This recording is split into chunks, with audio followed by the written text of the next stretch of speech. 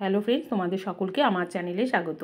আজকে আমি 2 মিনিটে একটা স্ন্যাক্স তৈরি করব। সেটা ব্রেড দিয়ে তৈরি করব। চিজ ব্রেড স্ন্যাক্স খুব তাড়াতাড়ি হয়ে যায়। এই পাউরুটি স্ন্যাক্সটা কিন্তু খেতে খুবই ইয়াম্মি লাগে আর খুবই টেস্টি হয়, খুব তাড়াতাড়ি হয়ে যায়। তো যখনই তোমাদের খিদে পাবে তোমরা এইভাবে তৈরি করে নিতে পারো। প্রথমেই আমরা 3টে পাউরুটি নিয়েছি। তো তোমাদের বেশি যদি তোমরা পরিমাণে করো বেশি করে পাউরুটি নিতে পারো। আর পাশগুলোকে আমরা বাদ দেবো না, এইভাবে লম্বা লম্বা করব, তারপর ছোট ছোট টুকরো করে নেব।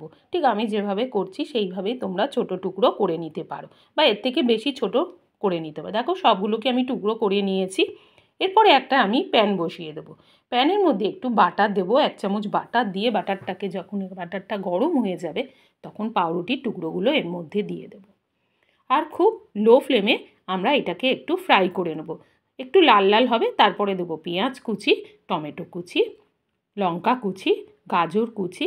তোমরা এরপরে তোমাদের পছন্দ মতো সবজি তোমরা অ্যাড করতে পারো। অল্প একটু নুন দিলাম, কাশ্মীরি লঙ্কার গুঁড়ো দিলাম, গোলমরিচের গুঁড়ো দিলাম, আর একটা চিজ দেবো। যেহেতু আমি বলেছি চিজ ব্রেড, বেশি করে চিজ একটু ওপর দিয়ে ছড়িয়ে দিতে হবে।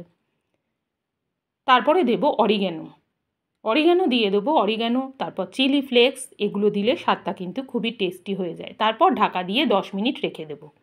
10 মিনিট পর ফিরে আসলাম। যতক্ষণ না চিজগুলো গলে যাবে ততক্ষণ কিন্তু এই স্ন্যাক্সটা তৈরি হবে না। দেখো এখন তৈরি হয়ে গেছে আমাদের আজকে ইয়ামি 2 মিনিটের পিৎজার মতন ঠিক খেতে ব্রেড স্ন্যাক্স। তো তোমাদের যদি আজকের এই ব্রেড স্ন্যাক্সটা ভালো লেগে থাকে তোমরা লাইক, কমেন্ট, শেয়ার, সাবস্ক্রাইব করো।